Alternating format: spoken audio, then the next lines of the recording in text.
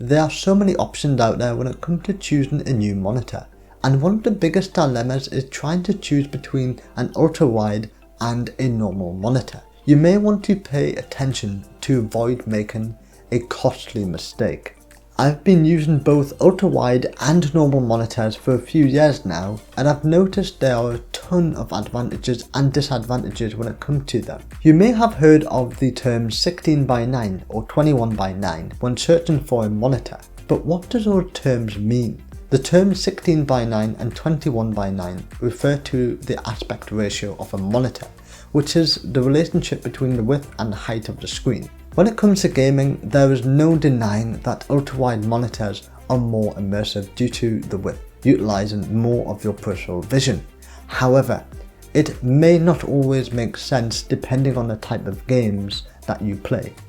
If you play a lot of racing games, an ultra-wide could make more sense, although when it comes to FPS or strategy games, you could benefit more from the extra vertical space traditional monitors offer.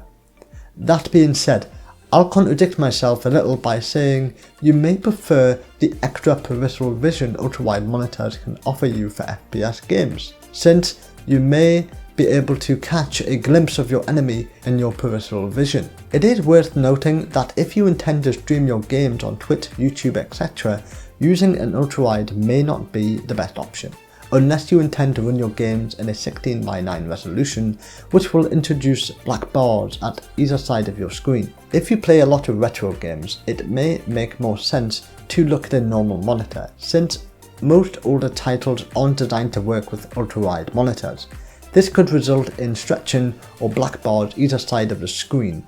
With that being said, if you have an older system, it does take more GPU horsepower to drive an ultra-wide display due to the extra pixels, so bear that in mind as well. If you intend to use a game console, it may be stretched, or you'll experience black bars at either side of the display, which could take away from the immersion.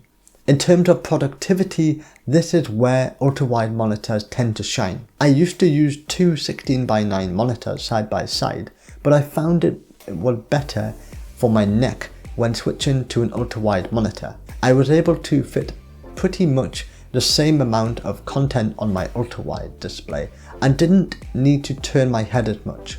I'm able to fit 3 applications on one screen, but I usually just use the split screen functionality, which is the equivalent to 2 4:3 monitors side by side without the bezel in the middle. You can do split screen on a normal 16:9 monitor, however, the content will be a bit more squashed.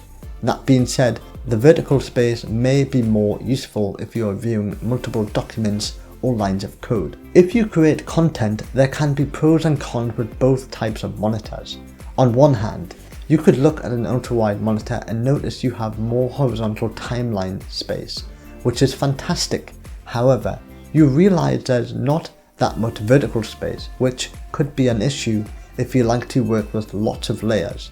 In that case, I'd just get a normal monitor. One thing to note is that using an ultrawide does give you an advantage when it comes to working with more footage, since that you can use that extra space for media bins, etc. If you're someone who watches a lot of YouTube videos, I'd personally get a normal monitor. Due to the same reasons as before, you'll get those annoying black bars either side unless you come across a creator that uploads in 21:9. Which is very rare. In fact, some creators upload a video in 16:9, then use fake black bar to imitate the 21:9 look. I know I've been personally guilty of doing that myself. This can lead to a strange looking video on your ultra-wide monitor that's small and not a great experience at all. This then leads me on to the desk setup and ergonomics. Of course, you'll need to get a wider desk if you intend to go for an ultra-wide monitor.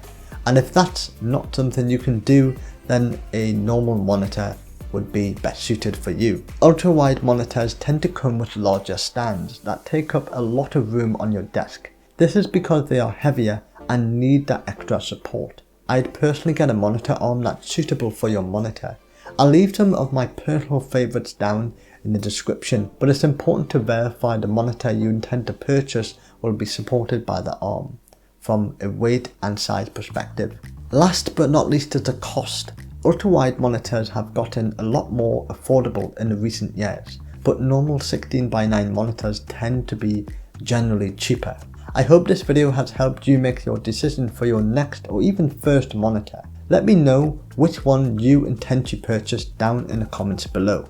If you have any questions, simply comment them down below and I'll try my best to get back to you. If you're looking for a high refresh rate 4K gaming monitor, why not check out this video I made here on this amazing monitor from Asus. With that being said, thanks for watching. Please hit like, subscribe and hit that bell icon so you'll be notified when I upload my next video.